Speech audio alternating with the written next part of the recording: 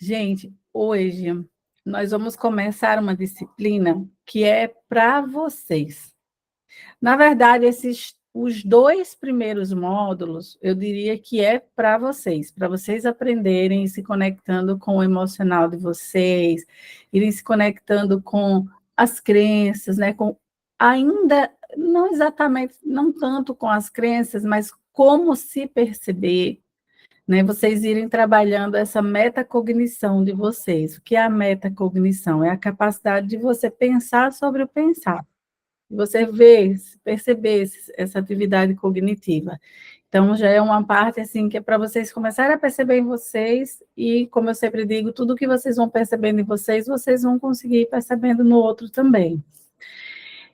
Mas essa daqui, a autoconhecimento através da terapia de esquema, ela realmente é ainda mais pensada em vocês. Tanto é que o nome da disciplina é autoconhecimento, né? Através da terapia do esquema. Nessa disciplina, só trazendo aqui algumas prévias, é muito comum que o mecanismo de defesa de vocês sejam ativados, os mecanismos de defesa de vocês sejam ativados. Por quê? Porque ela acaba mexendo um pouco com o emocional. Algumas pessoas, não tanto. Tem gente que, tipo assim, vai muito de boa. Só que algumas pessoas acabam tendo uma ativação emocional mais forte nessa disciplina, tá? Nesse módulo, nas próximas aulas, especialmente nas próximas. Porque eu estou falando, quando a gente fala de autoconhecimento, a gente fala da gente mergulhar na nossa história, da gente mergulhar no nosso passado. E muitas vezes a minha fala aqui pode trazer exemplos, ou dentro da própria explicação, pode acontecer de ter alguma coisa que vocês se conectem, que vocês se lembrem de algum momento da vida de vocês, e aquilo gere, né, aquele impacto emocional. Só já estou preparando vocês para dizer que é comum, assim vocês já ficam mais preparadinhos, pode não ser nada demais, tá, parece que eu estou fazendo, né? Não, é porque, de fato, é uma disciplina que mexe com o emocional, que a gente acaba percebendo muita coisa da gente, e às vezes se olhar no espelho não é bom, né? Então, galera, eu vou abrir aqui, do mesmo jeito, não se preocupem de estar anotando os slides que estará disponível para vocês. Porém, é importante que, ao longo do que eu for falando, vocês se descolem dos clientes e priorizem pensar em vocês. Vocês vão pensar no cliente, porque vocês vão se lembrar de reações de cliente, tá? Mas vocês priorizem o olhar para vocês. Porque procurar no outro, tentar entender o outro nesse momento, pode ser um mecanismo de fuga, para não se conectar com você. Isso acontece muito. Às vezes a pessoa ela pensa em todo mundo, mas ela não se conecta com nada dela. E esse é um momento de autoconhecimento, tá certo? Nessas aulas, elas são um pouco teóricas, elas são... Por quê? Porque eu preciso fundamentar vocês. É teoria, né? É teoria, mas é uma teoria que vai, assim, trazer muitas informações para vocês, tá certo? Então, bora lá. Deixa eu compartilhar aqui a minha apresentação. Maravilha! Partiu para dentro de nós. Partiu para dentro.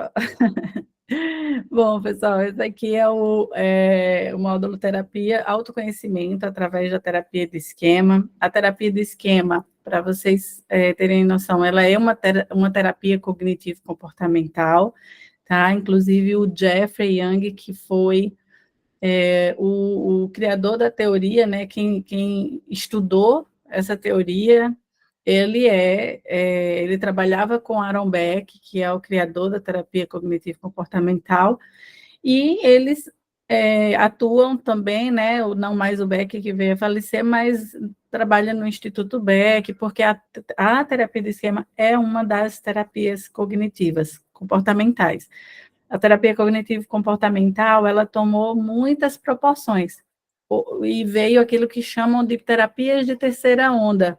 E aí a gente tem a terapia do esquema, a terapia comportamental dialética, a terapia de aceitação e compromisso, tem várias ramificações da TCC, né? E que são super úteis para diversas situações, diversos contextos, diversas formas de trabalhar com o cliente em suas diferentes necessidades.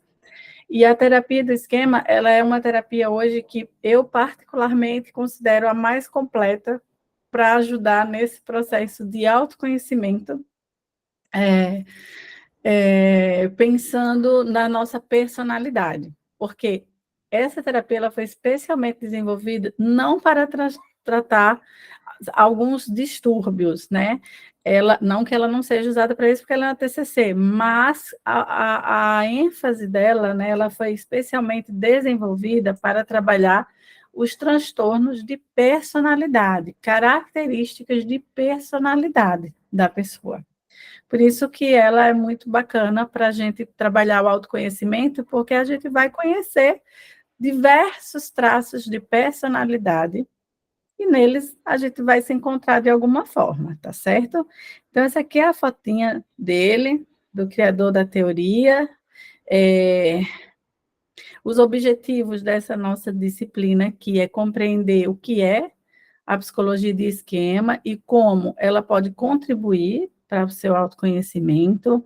Você vai entender o que são esquemas desadaptativos, como eles surgem, quais os principais esquemas, estratégias de enfrentamento desses esquemas. Você vai conhecer quais são os nossos modos de operação dos esquemas e as estratégias de enfrentamento também dentro desses modos. Esses modos é aquele, vamos dizer assim, é o esquema manifestado, né? Quando a gente tem uma ativação dos esquemas, a gente se comporta de uma determinada maneira, é um jeito de se comportar, tá bom? A princípio, né, ela foi elaborada, a terapia de esquema, ela é elaborada para tratar dificuldades emocionais arraigadas, que o modelo da TCC tradicional era mais limitado, inicialmente com foco em transtorno de personalidade, como eu já falei, e posteriormente para diversos outros problemas, e mais tarde começou o desenvolvimento da terapia do esquema no trabalho com o casal, para conflitos conjugais. Inclusive, é uma coisa que eu gosto muito. A base é a TCC, como eu já falei, né? Aliás, voltando, a base é a TCC, porque ela é uma terapia cognitivo-comportamental, porém, ela é muito integrativa. Ela bebe de várias outras abordagens e, especialmente, uma das suas principais bases é a teoria do apego. Alguém aqui já ouviu falar na teoria do apego? Se sim, dá só assim, ó, um joinha. A Elaine já ouviu falar na teoria do apego. Maravilha. E então, como a sua base é TCC e a gente já viu o TCC, e a sua outra principal, assim, onde se baseia toda a ideia de necessidades emocionais e tudo mais é na teoria do apego, eu vou só pincelar a teoria do apego aqui com vocês, para vocês saberem pelo menos o que é isso, porque a TCC vocês já sabem, né? Então, essa teoria, ela foi criada pelo psiquiatra John Bowlby, tá?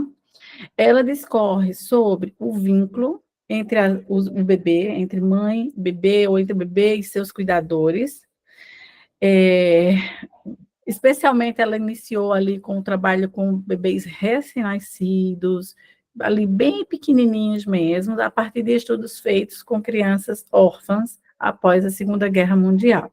Na verdade, John Bowlby ele já tinha iniciado alguns trabalhos, até mesmo percebendo a relação dos animais, né? Mas aí o que veio realmente desenvolver foi esse trabalho observando crianças órfãs.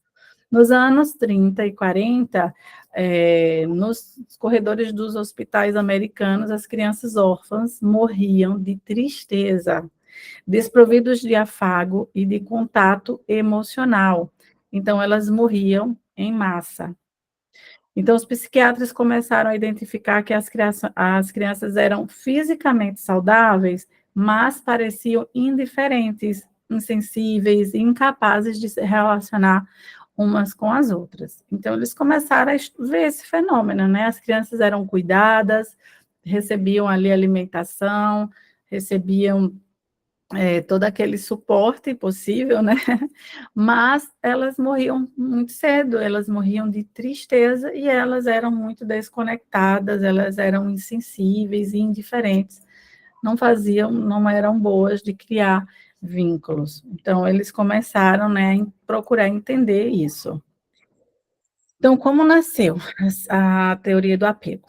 Logo após a Segunda Guerra Mundial, Bowlby foi incumbido pela Organização Mundial de Saúde de fazer um estudo sobre as crianças europeias que ficaram sem lar, né? Então, suas descobertas confirmaram a crença da realidade de privação emocional e a convicção de que o contato afetuoso é tão importante quanto a nutrição física. Então, assim, já existia pesquisas em relação a essa questão da realidade de privação emocional, né? O que acontecia quando as pessoas eram privadas desse cuidado, dessa proteção, desse vínculo emocional. E aí as pesquisas dele vieram, né, confirmar ainda mais isso, trazendo até mesmo para esse campo biológico, que a necessidade de apego, a necessidade de contato afetuoso, de vínculo, ela é instintiva, ela é natural, ela está na nossa programação biológica. Todos nós precisamos. E a falta dela, ela é tão importante quanto a nutrição física ou quanto outras necessidades fisiológicas básicas, né? Então, o apego é um comportamento biologicamente programado como mecanismos de sexualidade, alimentação e é um sistema de controles comportamentais. Aí ele fala, né, a questão do DRE, que nós precisamos ser supridos nas nossas necessidades básicas em termos de disponibilidade, ou seja, nós precisamos que o nosso cuidador, os nossos pais, nós como pais, precisamos ser disponíveis para os nossos filhos, ou seja, estar sensível às necessidades, estar presente, ter contato. Responsividade, que é responder quando eu preciso de apoio. A criança precisa dessa responsividade. Quando a criança está lá berrando, ela precisa de responsividade. Ela precisa ter alguém disponível, ela precisa que seja que a pessoa esteja presente e ela responda a isso, né? E desse envolvimento seja especial e importante, que esse envolvimento, melhor dizendo, seja especial e importante. As primeiras relações de apego estabelecidas na infância afetam o estilo de apego ao longo da sua vida. E aí ele trouxe a ideia dos modelos internos de funcionamento, que é isso. Ele começou a estudar, e mais tarde outros pesquisadores também, que na nossa relação, no nosso vínculo, né, mãe e bebê que cuidadores, a gente vai criando a partir ali das nossas memórias e mais tarde a partir da linguagem, né? Mais tarde foi estudado mais profundamente essa questão da linguagem. A gente vai internalizando um modelo, né, de funcionamento que aquilo ali vai servir de base, né, para o nosso funcionamento ao longo da vida. Então, a pessoa que ela é suprida emocionalmente, ela vai criando dentro dela um modelo, né, uma estrutura de apego, que isso mais tarde vai se refletindo em outras áreas da vida, inclusive na idade adulta. Então, assim, primeiro, como eu falei, foi os trabalhos com criança, tá certo? Aí as pesquisas nessa área foram avançando e vários estudos concluíram que em adulto o apego se dava da mesma forma que nos bebês. Então, assim como os bebês têm aquelas necessidades emocionais, nós adultos também temos aquelas mesmas necessidades que precisava ali na infância. Claro que a gente está falando de aqueles tipos de necessidades emocionais mais básicas, que é o afeto, o cuidado, ter alguém disponível para a gente, alguém que a gente possa contar, ter essa base segura, tá? Não à toa que num relacionamento em que o outro pareça distante, ameaçador, parece que a pessoa está ali, tem que pisar em ovos, senão vai ser deixado, causa uma série de transtornos e mobiliza a pessoa de um jeito que parece que a pessoa não é aquele ser humano, parece que é outra pessoa. Por quê? Porque pessoas que não têm uma base segura, elas não sabem dar uma base segura, e elas desestabilizam, porque é uma questão que está na nossa programação. A gente foi criado para a gente se sentir seguro, para a gente ter alguém disponível, para a gente ter alguém responsivo, para a gente ter alguém, né, que supra as nossas necessidades emocionais, tá bom? E aí foi a Mary Ainsworth, que depois, junto com outros estudiosos, estudando o apego no adulto, eles categorizaram alguns os estilos de apego. Quem deu nome, vamos dizer assim, aos estilos de apego, não foi o Bowlby, mas foram os outros estudiosos, inclusive a Mary, que também trabalhou com ele a princípio. E mais à frente, outros pesquisadores, inclusive uma que é a doutora Sue Johnson, ela desenvolveu pesquisas sobre o apego em casais, né? Mas não foi só ela, mas passou-se a ter trabalhos e hoje tem terapia focada na emoção. Ela é uma terapia que tem como base a teoria do apego, a própria terapia do esquema tem como base a terapia do apego, a teoria do apego. Pensando pelo aspecto da neurociência e apego, algumas pesquisas mostram que quando nos apegamos a alguém, nós passamos a ter uma unidade psicológica com essa pessoa, ou seja, os nossos parceiros, eles regulam nossa pressão sanguínea, nossos batimentos cardíacos, ritmo da respiração e níveis de hormônio no sangue. Foram feitas várias pesquisas para identificar o comportamento, né, a reação de pessoas que tinham ou que não tinham esse vínculo mais seguro, uma relação que parecia ser uma relação que tinha suas necessidades emocionais supridas. E eu achei interessante uma pesquisa que eles fizeram com mulheres, que eles colocaram grupos de controle para verificar, né, quais seriam as áreas do cérebro que seriam ativadas a partir de uma situação estressante em que elas tivessem um apoio ou que não tinha, ou que não se sentiam apoiadas nos seus parceiros. E aí, teve um grupo de mulheres em que elas eram expostas a uma situação, né, num grupo controlado, é claro, que ativasse um momento de extrema ansiedade, de medo, uma situação estressante. E aí eles passaram por 3 momentos. No primeiro momento, era sem nada. Então, as ativações no hipotálamo, especialmente, eram muito fortes em outras regiões que eles chamam de sistema de apego, ali do sistema límbico, memória, emoções e etc. E aí, o que ocorre? Quando não tinha ninguém, era uma ativação muito maior, as mulheres sentiam, aumentava o batimento cardíaco, aumentava a pressão e sentiam uma coisa mais forte. E aí eles pegaram e começaram a fazer o mesmo experimento, trazendo um estranho, uma pessoa estranha. Na hora que as mulheres eram submetidas à situação estressante, esse estranho chegava perto e colocava a mão, pegava na mão dessas mulheres.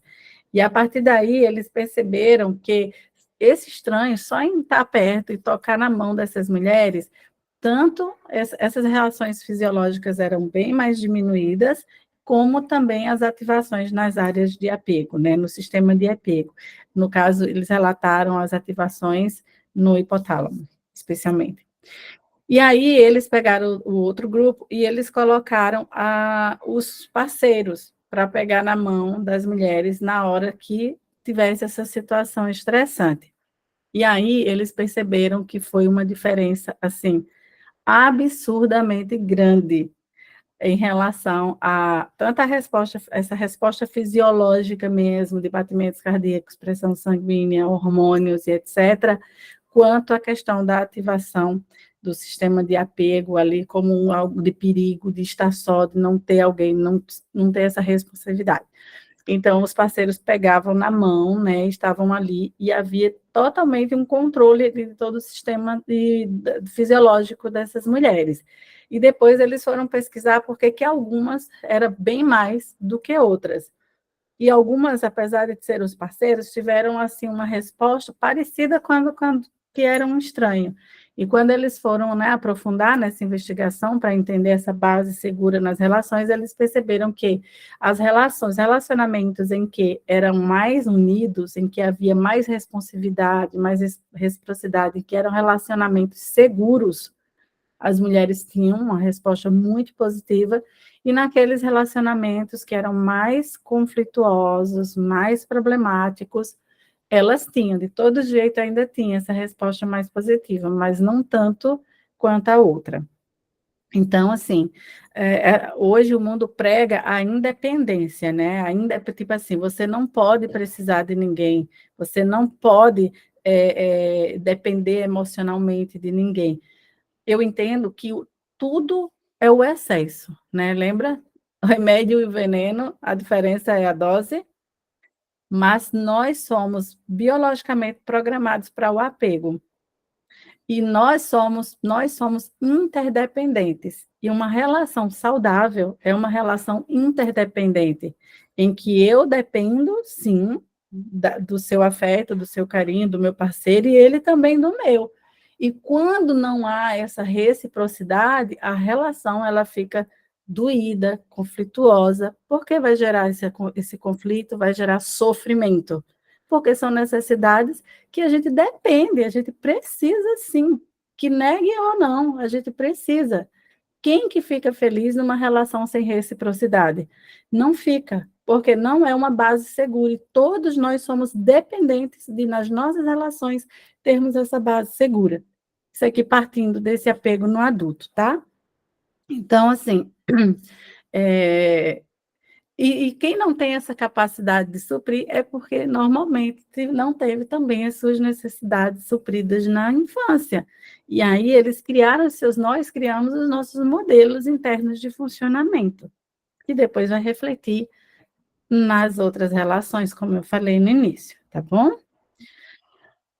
E aí, eu vou passar aqui esse vídeo para vocês, porque foi um dos experimentos onde eles viam a resposta, a reação dos bebês, que eles chamaram de situação estranha, e foi feito com crianças em diversos lugares do mundo.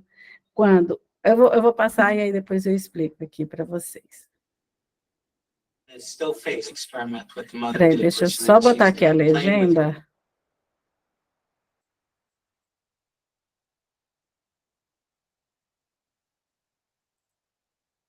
Ops. Gente, eu trouxe lá para o fim. Eu vou botar aqui a legenda que é para vocês poderem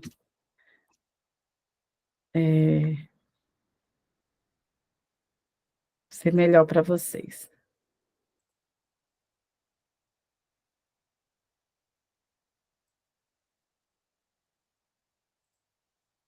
A still face experiment what the mother did was she's playing with her baby about a year of age. And she gives a greeting to the baby gives a greeting back to her. This baby starts pointing at different places in the world, and the mother's trying to engage her and play with her. They're working to coordinate their emotions and their intentions, what they want to do in the world. And that's really what the baby is used to. And then we ask the mother to not respond to the baby. A still face experiment what the mother did was she's playing with her baby about a year of age. And she gives a greeting to the baby gives a greeting back to her. This baby starts pointing at different places in the world, and the mother's trying to engage her and play with her. They're working to coordinate their emotions and their intentions, what they want to do in the world. And that's really what the baby is used to. And then we ask the mother to not respond to the baby. The baby very quickly picks up on this. And then she uses all of her abilities to try and get the mother back. She smiles at the mother. She points because she's used to the mother looking where she points. The baby puts both hands up in front of her and says, "What's happening here?" She makes that screechy sound at the mother, like, "Come on, why aren't we doing this?" Even in this 2 minutes, when they don't get the normal reaction, they react with negative emotions. They turn away. They feel the stress of it. Okay.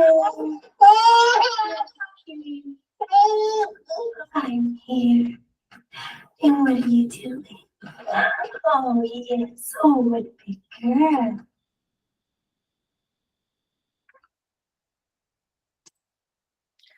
Forte, né? E aí, eles, toda vez que eu vejo, que eu falo disso, eu nunca me acostumo, eu sempre, assim, sempre me toca muito. Porque o que é interessante? A mãe estava presente, mas ela não estava sendo responsiva, né? Então, assim, não basta estar presente. Tem um livro, cadê ele? Tem um ali por ali, aqui, ó, Programados para Amar. Ele é todo baseado em neurociência. Ela é uma neurocientista super, hiper renomada na parte desse estudo da psicologia, da neurociência afetiva. E ela fala justamente sobre essa questão dessa programação, né, do nosso cérebro, dessa necessidade, dessa interdependência. E é interessante que ela fala sobre a questão da intensidade do toque. Não basta estar presente, a pessoa tem que sentir que você está presente, não basta abraçar, a pessoa tem que se sentir abraçada. E eu também já fiz experimento com a minha filha, no sentido de pegar um momento em que ela estava mais estressadinha e eu deixei ela no meu colo assim, eu tocar bem leve. Ela regula um pouco a emoção, né? Mas ela ainda continuava chorando. Aí o que é que eu fiz? Eu abracei forte. Ela parou instantaneamente. E vocês, se tiverem crianças pequenas, vocês podem fazer esse teste. Então, como o toque, como essa responsividade emocional, como essa presença, ela faz diferença na nossa vida, ela fez diferença na nossa vida, ela fez falta para a gente, e muitas vezes a gente não sabe, a gente que não teve, né? Então, nessa questão desse apego, quando não construído, ela vai trazendo esses momentos. Essa criança aí, você percebe que ela estava ali interagindo. A partir do momento que ela não teve a resposta da mãe, a resposta emocional da mãe, ela começou a tentar chamar atenção, a chamar atenção, a chamar atenção. E é isso que os adultos fazem, quando eles não estão sendo responsivos, recebendo, né, tendo essa base segura, tendo essa resposta afetiva, a necessidade emocional sendo suprida, aí o adulto faz o quê? Ele começa a xingar, ele começa a reclamar, ele começa a down, e ele começa a criticar, e às vezes por trás de tudo aquilo ali é uma necessidade emocional que não está sendo suprida. E algumas pessoas, elas têm essa reação, de buscar, de reclamar, isso. Mas outras pessoas, a reação delas é a evitação. Então, elas, para não sofrer, elas se desconectam disso, e elas, dessa necessidade, dessa busca, elas desistem dessa busca, e aí elas vão, né, ficar aquelas pessoas evitativas em que a ausência, a falta de contato, a falta de responsividade, é como se não fizesse falta, mas na verdade é porque a pessoa não teve e foi a estratégia que a pessoa usou para conseguir lidar com a falta desse contato, com a falta desse afeto, desse carinho e dessa segurança. E a criança, né, tem crianças que reagiam e tem crianças que ela vai se isolar, vai se afastar, vai brincar sozinha. No caso das pesquisas lá do Vogue, muitas crianças, elas eram indiferentes. Então, assim, elas não tinham, e foi a resposta que muitas delas tiveram. Ser indiferentes, serem não ter essa interação, né? Tanto é que hoje tem pesquisas que falam que pessoas que são solitárias, pessoas que vivem sozinhas e são solitárias, elas morrem, a solidão mata mais do que o álcool e o tabagismo. Ninguém sabe disso, né? Pode falar. Vou dar aqui a pausinha para eu escutar vocês.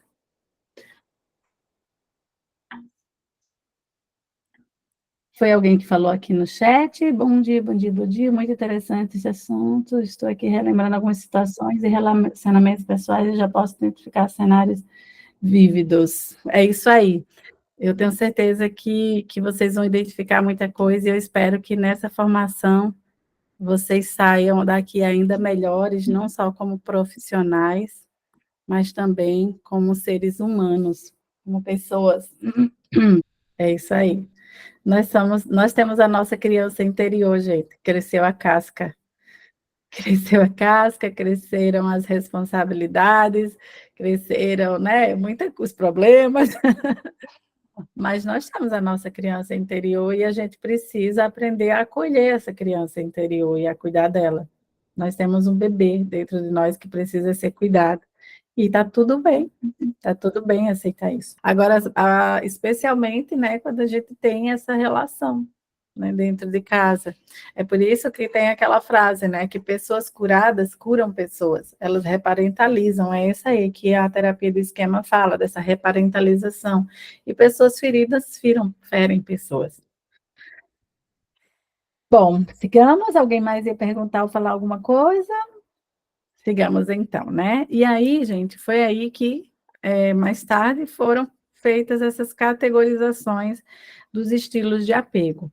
Então, eles perceberam que existe duas bases, né, de apego, duas bases, que é a base de apego seguro e a base de apego inseguro. A base de apego seguro, por si só, é aquela que vai ter, né, os DRE vai estar tudo ok. E a base de apego inseguro, eles dividiram em até 3 tipos. Aqui eu coloquei 2, que são assim os que dá para a gente identificar na gente, até mesmo nos nossos clientes, que é o estilo de apego evitativo e o estilo de apego ansioso. Tem o ambivalente, né? Tem um estilo de apego que é mais quando assim, já está mais a nível de transtorno, às vezes de personalidade antissocial, psicopatia, dependendo do nível que for, né? Então, eu vou falar aqui desses 2 para vocês, porque toda a terapia de esquema, ela tem base nisso aqui. São 18 esquemas que a gente vai estudar, e os 18 esquemas, eles estão, vamos dizer assim, meio que fundamentados nos estilos de apego inseguro, tá? O estilo de apego seguro é aquele que teve forte vinculação na infância, que teve suas necessidades emocionais atendidas por seus cuidadores, que tem segurança para explorar outros ambientes, né? E entende que quando o parceiro se afasta, ele retornará em breve. Ele entende a diferença entre estar só e ser abandonado. É uma coisa que parece boba, né? Mas a pessoa tem pessoas que o fato delas estarem só ativa um esquema de abandono que a gente vai estudar daqui a pouco, tão forte que ela sente a emoção como se ela estivesse sendo deixada. É responsiva em seus relacionamentos e tem facilidade em compartilhar sentimentos. O apego seguro, o indivíduo com esse estilo de apego, ele geralmente sente-se confortável consigo mesmo e com o parceiro. Ele não tem dificuldade de apoiar o outro parceiro. Se o outro parceiro está chorando, está sofrendo, ele não vai mandar calar a boca, dizer que é besteira, que está fazendo tempestade num copo d'água. Ele vai ser responsivo. Ele não se incomoda. Ele é uma pessoa que ele ampara. Ele ampara essa pessoa, ela ampara, tá? Intimidade não é um problema, mas entende a individualidade do outro. Então, uma pessoa com estilo de apego ansioso, ela não entende a individualidade do outro. Às vezes ela vai lá e quer e tal, e quer se fundir assim de uma forma que não há esse respeito. Mas por quê? Lembra daquela criancinha chorando, chorando, chorando? Pronto, esse comportamento é o comportamento de protesto, que a gente chama. Não é mais um bebezinho chorando, mas é um adulto usando as estratégias de adulto para se conectar. E a pessoa que tem o estilo de apego evitativo, pelo contrário, ela se afasta, ela ignora, ela é fria e ela minimiza as emoções do outro. O apego inseguro, ansioso, né, quem teve, normalmente são pessoas que tiveram cuidadores mais inconsistentes, intrusivos ou superprotetores.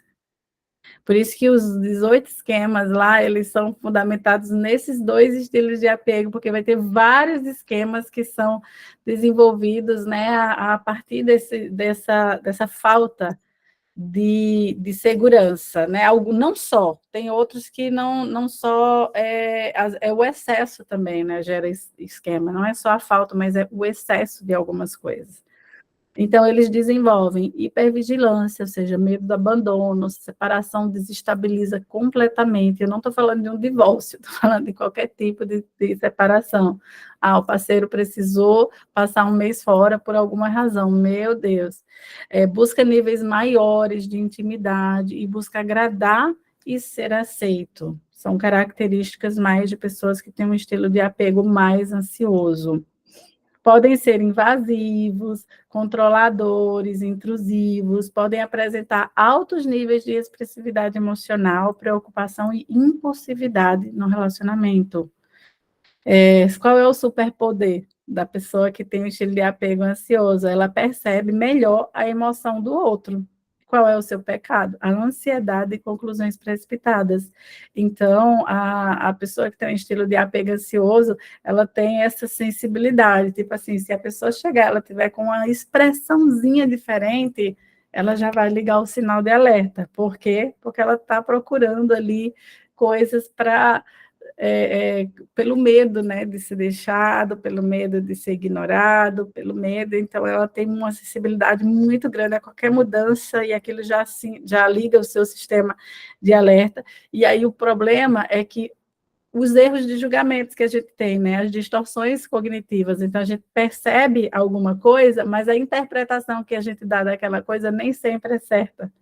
É por isso que tem pessoas, por exemplo, que elas têm uma base de apego tão insegura, elas têm um estilo tão inseguro de apego, que tem parceiros que eles vão jantar, por exemplo, eu já tive um relacionamento assim, que se eu olhasse de lado, parecia que era uma confusão, a pessoa via que eu estava olhando para alguém, foi perturbador aquilo, eu ainda era adolescente, a pessoa achava que eu estava olhando para alguém e tal, por quê? Porque ela teve aquela percepção de ver que meu olhar foi para ali e a pessoa teve o erro do julgamento, né? De achar aqueles milhões de coisas que já tive ali e aí já viu, né? E costuma fazer muito jogo emocional, né? Se colocar nesse lugar de, olha, se você me deixar, eu vou me matar e tal.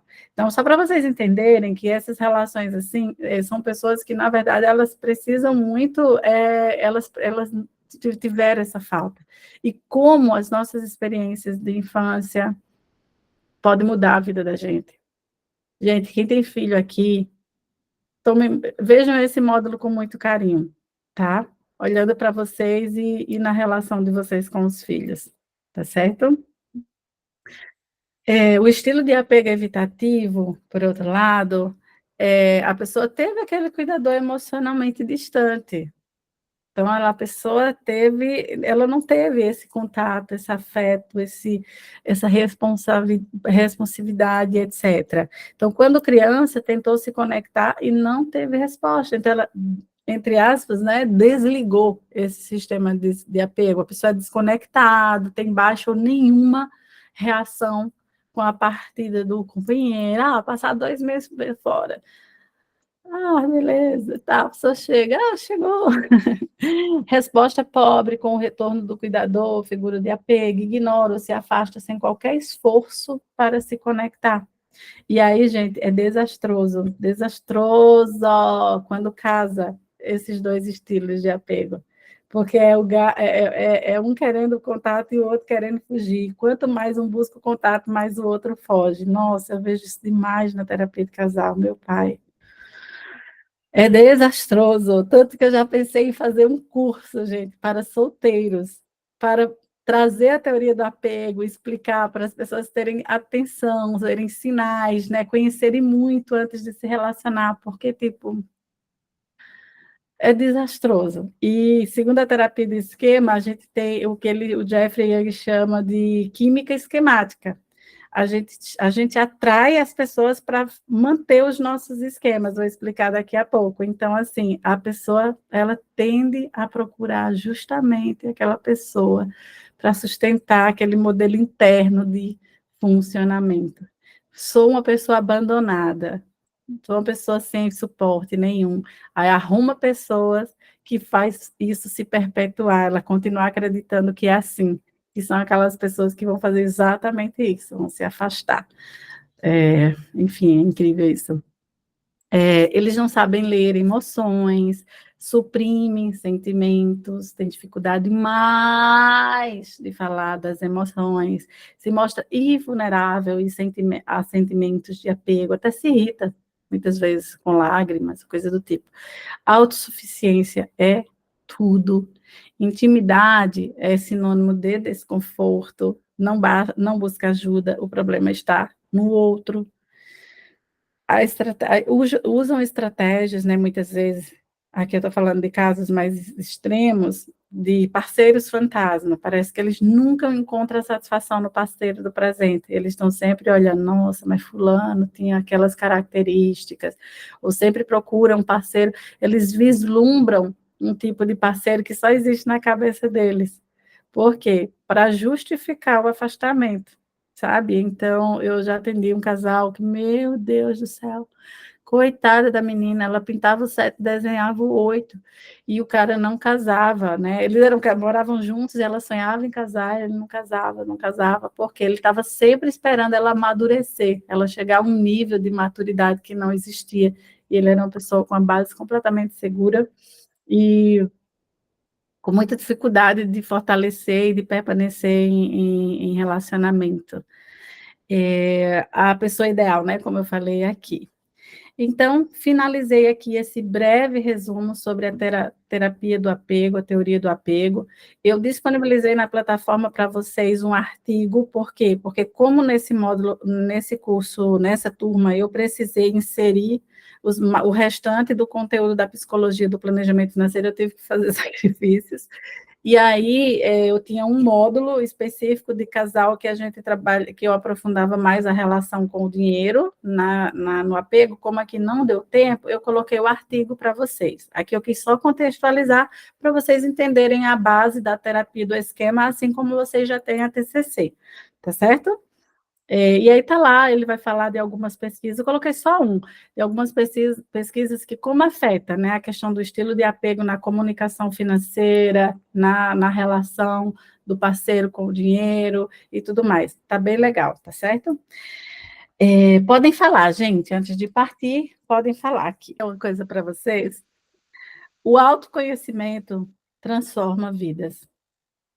Agora, uma pessoa que se fecha no mundo dela, que não busca se autoconhecer, é muito difícil, porque já é difícil tendo autoconhecimento.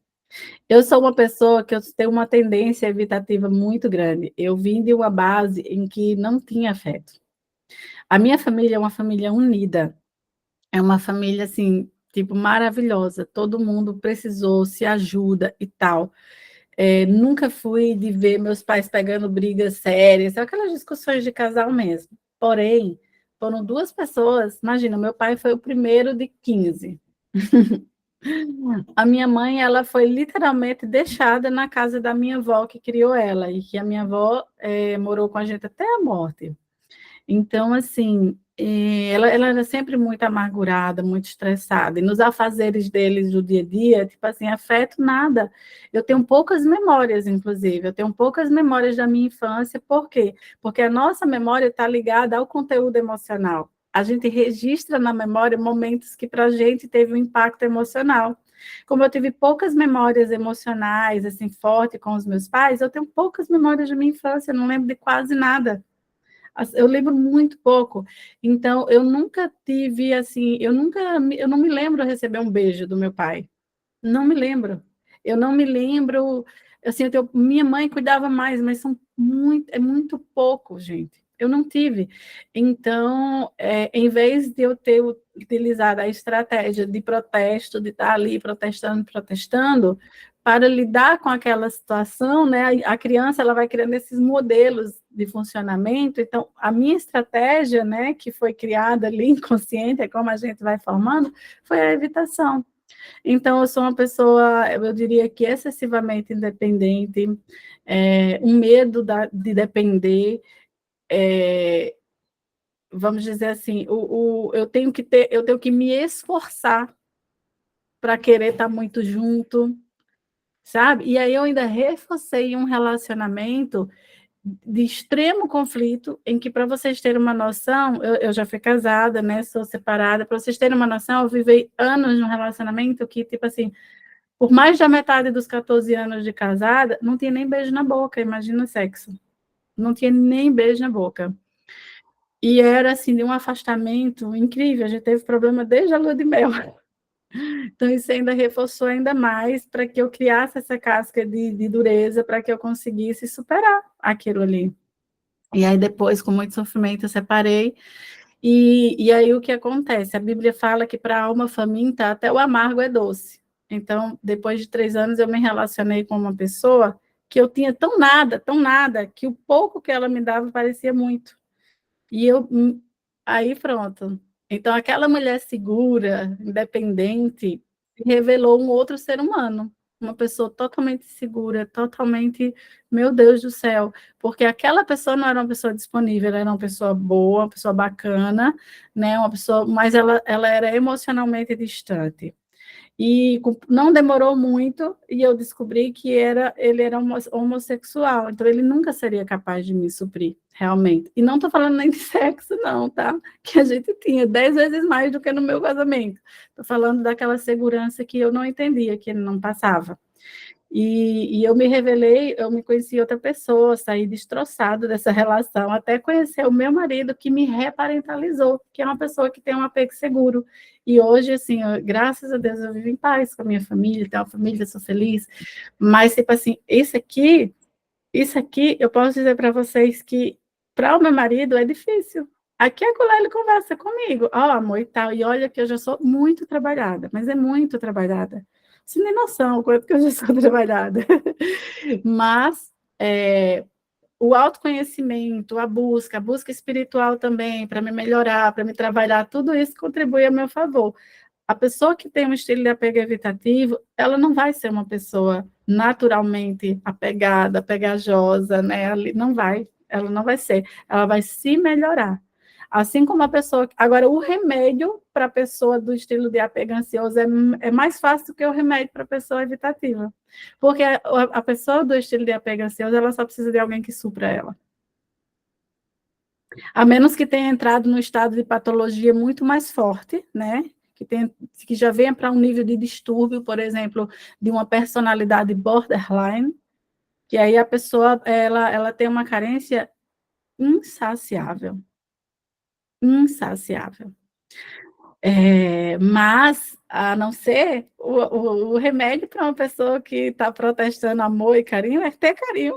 E quando ela encontra, tanto que tem pessoas que passam, né, que destrói a vida, o cara destrói a vida, ou a mulher destrói a vida do cara, e eles só conseguem se restabelecer quando eles encontram alguém capaz de suprir. Mas qual é o problema nisso? O problema é a tal da química esquemática. A pessoa ansiosa do estilo de apego, né, aquela ansiedade normal, ela tende a se atrair justo pela pessoa que vai sustentar os esquemas dela de abandono. Então, é muito natural a gente ver uma mulher com um homem assim, tão bacana, tão amoroso, tão carinhoso, e elas acabarem deixando e entrando em relação de pessoas que atraem, a química esquemática, que atrai, ela tem uma química por aquelas pessoas que vão fazer sofrer. É triste, mas acontece. Qual é o lema lá no IPLA? Cuidando de quem cuida de jeito, essa é a minha missão. Entende? Porque desde o princípio eu digo para vocês, gente, você comece da gente. Por quê? Porque vamos pegar um estilo evitativo, ela pega um cliente com estilo ansioso, ela pega uma cliente que qualquer coisa ela vai desestabilizar, ela vai chorar, ela vai ser emotiva, a pessoa já desliga. Ela vai se incomodar de atender aquele cliente. Vai dizer, nossa, meu Deus, que horror, ele é assim, faz uma tempestade num copo d'água, é muito emotivo. Da mesma forma, essa cliente ou esse cliente, muitas vezes está num momento de dor, por causa de sua situação financeira, ela vem para o planejador e ele está lá racionalzão. Ela está lá racionalzona. Vai dar tudo certo, não se preocupa. Vamos aqui, vamos seguir. Oh, não que é isso, né? Você é uma pessoa muito forte. Não, deixe disso. Essas falas são típicas da pessoa que quer se livrar da lágrima do outro. Ela não é acolhedora. E acredite, nós não somos.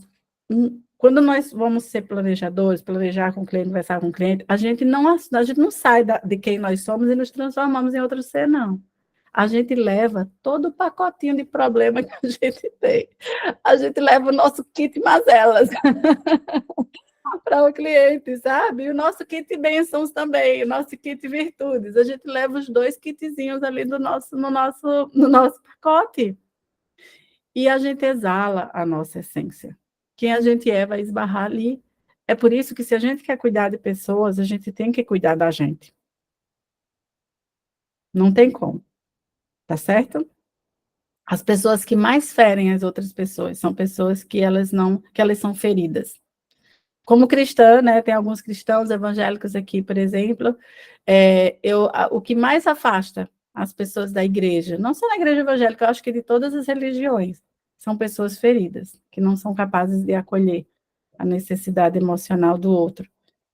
E as pessoas muitas vezes se afastam até de Deus, porque no momento em que elas estavam começando a se aproximar de Deus, elas tiveram pessoas que eram representativas nessas vidas que não foram capazes de acolher, né? Então, é muito importante a gente olhar para o nosso lado emocional, sabe, gente? Isso aqui vai estar em tudo. Isso aqui vai estar na sua capacidade de dar um presente ou não para sua esposa, para o seu esposo. Isso aqui vai estar na sua capacidade de estar bem no relacionamento para você ir atender. Eu atendo casal e eu sei, inclusive eu atendo profissionais, vocês, o quanto que o profissional ele vai assim transtornado, às vezes, para atender um cliente por causa de um problema de relacionamento em casa. Nós somos holísticos, nós somos interligados, nós temos os nossos papéis sociais. O que é o nosso papel social? Eu estou ali, o meu papel é um papel de um planejador, um papel de um psicólogo, é o papel de um gerente, é o papel do que for, né? Eu estou na igreja, estou ali no meu papel social. As pessoas estão vendo ali o meu eu social, elas não estão vendo o meu eu íntimo. Mas, por mais que a gente tenha diversos papéis para diversas situações, quem está lá dentro é um ser só. E esse ser só, ele não tem como se desvincular de nada. Um chefe que é muitas vezes muito, muito, muito ruim, muitas vezes é um chefe que está passando por muito problema em casa. Nós não nos desvinculamos. Então, principalmente quando a gente lida com pessoas, a gente precisa olhar para dentro da gente. Por a gente, claro, por a gente. Né? Mas esse reflexo, quando nós nos tornamos melhores como seres humanos, a gente se torna mais bênção na vida das pessoas, tá bom? Sigamos. Então, agora a gente vai entrar, para a terapia do esquema em si.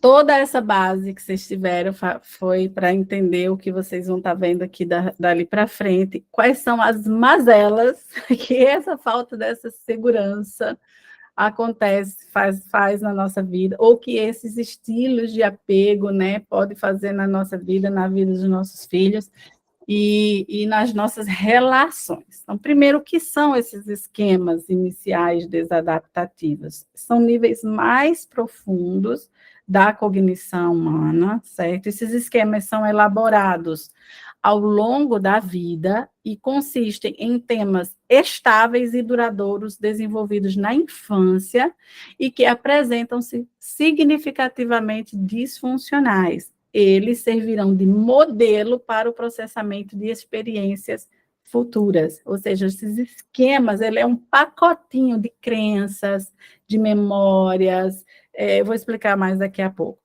Os esquemas, eles não são necessariamente de acontecimentos traumáticos na vida da pessoa. Tem pessoas que nunca teve um problema, que sempre teve uma relação muito boa em casa e que não teve nenhum problema mesmo, não teve trauma, não teve nada de experiência extremamente negativa. Aí, o exemplo disso são pessoas que elas tiveram a superproteção. A superproteção também gera esquemas na gente, né? Então, vocês vão ver, as pessoas que tiveram superproteção, elas não passaram por traumas, mas fez com que desenvolvesse alguns esquemas, porque faz mesmo. Então, seu desenvolvimento se dá através de padrões continuados e experiências cotidianas, geralmente com membros da família, pais, irmãos e outras crianças, amigos, que, de certa forma, reforçam esses esquemas. Então, o que acontece? No início da vida,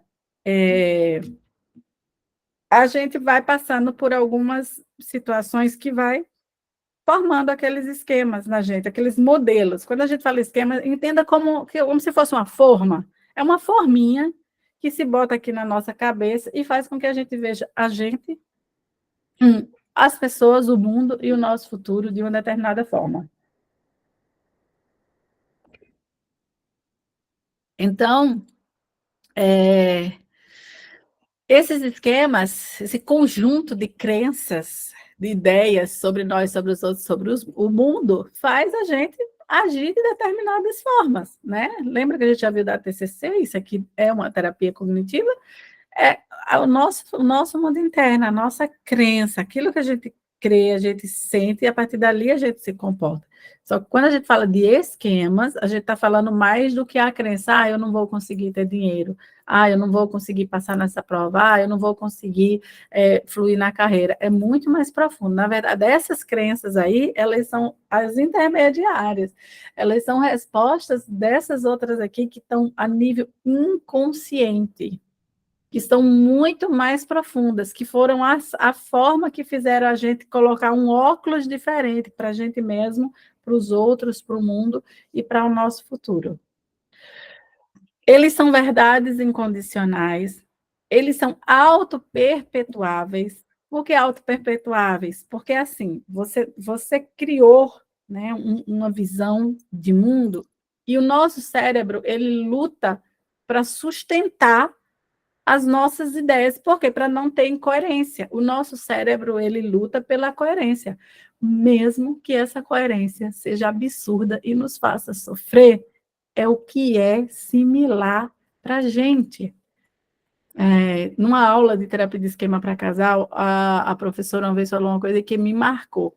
Ela falou assim, por que tem gente que se mantém em relacionamentos por muitos anos por tanto sofrimento? Porque é o que é familiar para elas. Porque é familiar para o cérebro delas. Por que ela sai de uma relação ruim e entra na outra pior, de uma ruim e sai na outra pior? Porque é o cérebro buscando coerência, né? É o que é familiar. Então, eles são autoperpetuáveis. E aqui tem uma ilustraçãozinha bem engraçada sobre isso. Ligadas a altos níveis de afeto, né? São disfuncionais, ligados a alto nível de afeto, atividade por acontecimentos relevantes, ativados por acontecimentos relevantes. Então, assim, como é esse lance do disfuncional? Aqui a gente vai passar por vários esquemas. E antes de mais nada, eu quero dizer para vocês que todos nós temos esquemas. Todos nós temos características de todos os esquemas. O problema é quando eles viram padrões rígidos que a gente leva para a nossa vida e traz um prejuízo para a nossa vida. É quando eles têm uma frequência e uma intensidade que prejudica a nós mesmos e as nossas relações. Então, de todos os esquemas, a gente tem uma outra característica. Agora, as pessoas que elas estão ali no nível mais comprometido da vida são aquelas pessoas que têm uma pontuação muito alta, que aquilo ali é algo muito, muito característico dela. E você olha e você se vê, tá certo? E são disfuncionais. E aqui a questão do auto-perpetuável tem essa ilustraçãozinha aqui, ó, que eu achei engraçado. Oi, eu estou incomodando o coelhinho? Não. Tem certeza? Sim. É que eu acho que incomoda todo mundo. Aí ele, não, não é assim. Tudo bem, sabe o que que é? É que aí o coelhinho fala, agora sim você está incomodando. Aí ela fala assim, ah, então é verdade. Então é bem por aí mesmo. Né? A pessoa vai, são as confirmações, a pessoa vai buscando confirmação para os esquemas, para que eles vão, para que eles possam ir se perpetuando. Tá certo? A pessoa tá numa situação, né, que está ali reforçando o seu esquema, então ela vai e entra numa situação que não reforça o seu esquema, seja qualquer que seja a situação, então ela começa a ter problemas, ela começa a gerar problemas, ela começa a criar situações, para quê? Para que ela cause a situação para reforçar o esquema. Entende? Entendo. Eu vou pegar aqui o caso do ciúmes excessivo, né? A pessoa, ela tem medo de ser abandonada. Um esquema de abandono, por exemplo. Ela tem medo de ser abandonada. Então, ela está numa relação boa, ela foi abandonada, ela foi deixada em algum momento da vida, né? Assim, o abandono, daqui a pouco eu vou explicar o esquema de abandono, eu explico. Aí vai ficar mais claro. Então, ela entra numa relação que é segura, mas ela começa a sufocar, ela começa a perseguir, ela começa a outra pessoa não aguenta, vai embora, aí ela diz, está vendo? Ninguém me ama. É a confirmação do esquema, entende? É louco, gente. Nossa, é muito louco isso. Então, como surgem, né? Como surgem esses esquemas? Os esquemas iniciais desadaptativos, a partir de necessidades, olha, não são só as necessidades emocionais não supridas. Os esquemas, que é esse pacote de crenças, memórias, né, de respostas biológicas, ele tem um pacote de coisas que fazem surgir esses esquemas. A base são as necessidades emocionais básicas que não, quando não supridas, como que essa base ali da teoria do apego, que é a necessidade do vínculo seguro, que é segurança, estabilidade, empatia, cuidado, a necessidade de autonomia, ou seja, competência e senso de identidade. Todos nós precisamos ter. Isso aqui são necessidades assim básicas para um funcionamento psicológico ok das pessoas. Né? Nós precisamos ter autonomia, sermos estimulados a ter autonomia. Né? Então, imagina aquela relação que a outra pessoa faz tudo por você. Qualquer coisa você vai, não, amor, deixa eu fazer, deixa que eu faço, que eu vou saber fazer melhor do que você. Daqui a pouco, um adulto começa a se tornar um bebê, ele não sabe fazer nada na vida, entende? Por quê? Porque não está tendo a sua necessidade de autonomia estimulada. A criança, né, que os pais super protegem, faz tudo pelo pai e tal, como é que chama? Salopando, a autonomia dessa pessoa. Então, limites realistas e autocontrole. Essas aqui são necessidades emocionais, tá? Nós precisamos de limite, a criança precisa de limite. Quando esses limites não são dados, uma série de problemas ela desencadeia na vida da pessoa. E esse limite, ele não é só um limite de cuidado, tá na hora de dormir ou coisa do tipo, não brigue com o coleguinha, pegando aqui na infância. É os limites sobre orientação para a vida também. É quando a pessoa está lá, ela pode fazer o que ela quiser, tipo assim, quando ela quebrar a cara é que ela vai aprender. Ela não teve limites. Ela não foi dizer, não, peraí, é hora de parar. Não, olha, orientação para a vida, né? Isso traz problemas. Liberdade de expressão, ou seja, as necessidades e emoções sendo validadas, né? Cala a boca, engola o choro, nós somos a época do engola o choro, né? Então, a falta de validação, de respeito à emoção do outro, eu acho tão interessante como isso acontece nos casais, eu acho muito interessante quando eu atendo um casal que o outro está dizendo assim, olha, mas eu me sinto muito, eu não me sinto respeitada, eu não percebo que essa pessoa está se importando, ou eu não me sinto isso, é mentira. Olha, mas eu estou muito triste, por isso é mentira dela, é mentira. A pessoa dizer que é mentira o que o outro sente. Cara, você pode dizer que é mentira qualquer coisa na vida, mas o que o outro sente é o que o outro sente. Entende? Então, essa falta de validação emocional. E a espontaneidade e divertimento são necessidades que, quando não supridas, essas necessidades aqui, elas são potenciais para o desenvolvimento de esquemas desadaptativos. Dentro da própria teoria do apego e da própria do esquema, o que é que eles percebem? Que isso aqui são coisas que vão ser tendenciosas para que a maioria das pessoas vamos dizer assim, tem esses desdobramentos. Porém, existem pessoas que, desde crianças, elas são autorreguláveis. E elas, mesmo em situações de catástrofe, elas são meio que luz no caos, sabe? Então, algumas pessoas, elas desde criança, porque tem a questão biológica também, tem as questões de temperamento que também influencia na formação ou não dos esquemas. Então, algumas pessoas, mesmo tendo tudo isso faltado, muitas vezes elas encontraram uma forma de funcionar diferente, que não teve comportamento, né, padrões que sejam prejudiciais na vida. Por quê? São as 3 coisas que são potenciais para surgimento de esquemas: necessidades emocionais, aí a outra, experiência de vida precoce, e aqui estão os traumas, né? Estão aquelas experiências invalidantes na vida da pessoa, de muitos anos com essa invalidação, sem esse cuidado, com um abandono, ou pegando aqui na idade adulta uma traição, uma sucessiva situação de traição, as experiências traumáticas da vida e o temperamento emocional. Jeffrey Young, ele fala que esse temperamento, que essa parte biológica mesmo do ser humano, ela serve para reduzir, né, ou impedir até mesmo que um determinado esquema passe a ser uma coisa ruim na vida ali da pessoa, ou até mesmo nem chegar a desenvolver um esquema disfuncional. Nós temos os nossos esquemas adaptativos, né, que é as nossas crenças positivas e ideias positivas sobre nós e sobre o mundo. Mas as desadaptativas, algumas pessoas, elas têm essa autorregulação interna, né, biológica ali do temperamento, que ajuda para que elas não tenham certos problemas que uma outra pessoa com uma outra resposta biológica ela poderia estar fazendo ali, tá bom?